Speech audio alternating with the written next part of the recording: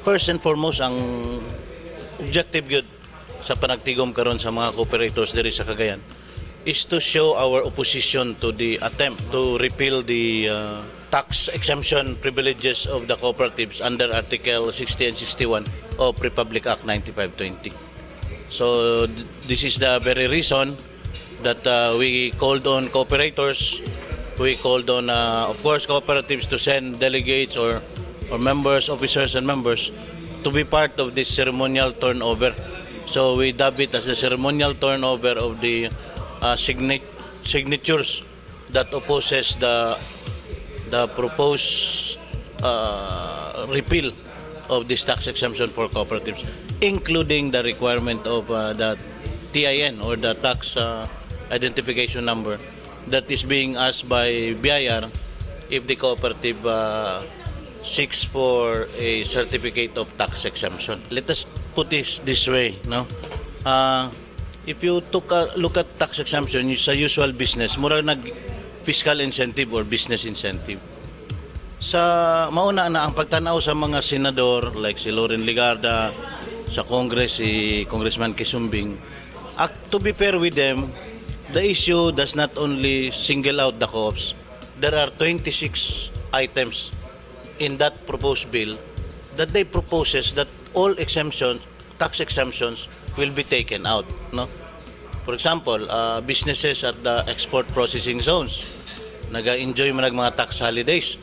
It is in that bill that those tax holidays will be taken out na.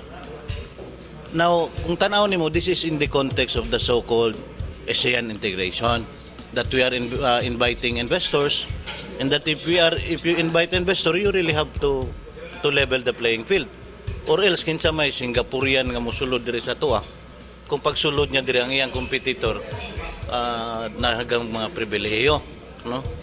But what we're telling the legislator that is not the context of the tax exemption of the cooperative.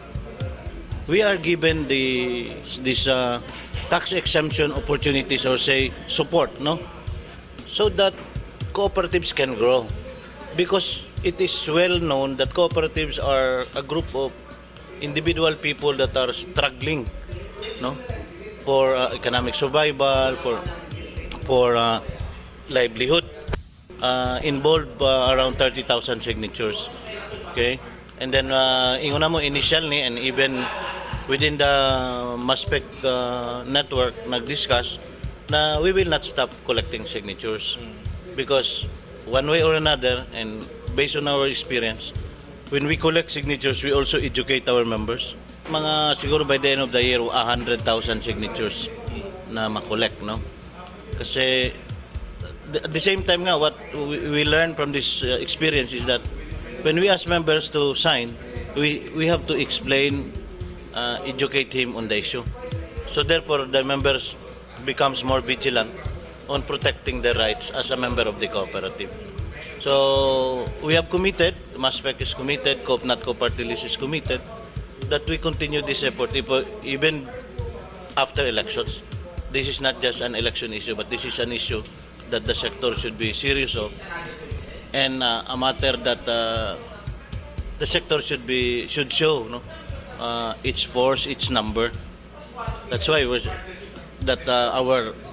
our force is always in our number, and we recite always that alone I am weak, but with others I am strong. And this is the very message that we would like to, that this principle or this recitation of the pledge should be put into real practice.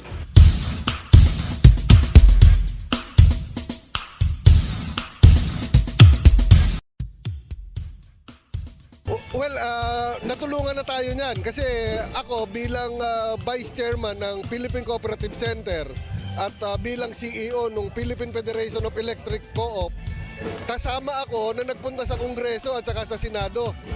Inisa-isa namin, kasama si Congressman Paes, inisa-isa namin yung author. At doon sa Kongreso, napaalis natin itong mga repeal na to. So sa Kongreso, sigurado na tayo na hindi mangyayari yung repeal. Ang kinakabahan tayo doon sa Senado. Dahil nakausap man natin yung ibang mga senador, pero yung mismong author, si Senador Loren Legarda, hanggang ngayon nandun sa bill niya yung repealing clause. Buti na lang hindi na i-file dahil walang counterpart sa Kongreso. So ito yung kinakabahala natin. So kailangan natin talaga yung mga senador na nakakaunawa sa kooperatiba. Dahil kung hindi matatanggal yan, nanganganib. No? Nanganganib yung tax exemption natin. At mismo yung BIR din ay may konting babala tungkol dito sa mga TIN. Kako TIN hindi naman lahat ng miyembro ng kooperatiba ay may TIN. At hindi ito pwedeng maging basihan para tanggalin natin yung exemption. Ano ako, isip Pilipino, isip inyong higala, isip inyong kauban sa pag-astan sa kausa sa kooperativismo. Usa, isip higala o kauban, nagbarot ko sa dakong pakikbisog o pakiglambingit sa kalihukan kooperatiba, sa tibok nasod o sa tibok kalibutan. Nagbarot ko uman o tuyog kaninyo sa pakigbisog, pagpaastan, pagpanalipod ni ining maunggahom, miining maunggahom na inyong gihuktan.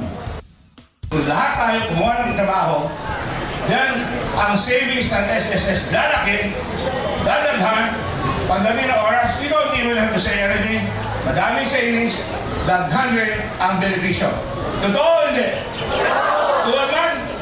Tuwan. Alright, same thing with income tax. Ganun rin. Pag maraming trabaho, may income tax. Pag marami na, you can reduce the income tax. Right? Right? Pag maraming kooperatiba, then we create wealth. That is what we're here for. We're here for. You create wealth. Klaro kayo, basaon ako magigsunan. Article 60, tax treatment of cooperatives. I do not know why they cannot understand this sa DOF. Duly registered cooperatives under this code which do not transact any business with non-members or the general public shall not be subjected to any taxes and fees. Shall not be subjected to any taxes and fees imposed under the Internal Revenue Law and other tax laws. Period. Cooperatives not falling under this article shall be governed by the succeeding section. Dini sa atong succeeding sa section na put under Article 61, income tax on the amount allocated for interest on capitals, provided that the same tax is not consequently imposed on interest individually received by members, that cooperatives, regardless of classification, are exempt from income tax from the day of registration with the authority. No to tax repeal!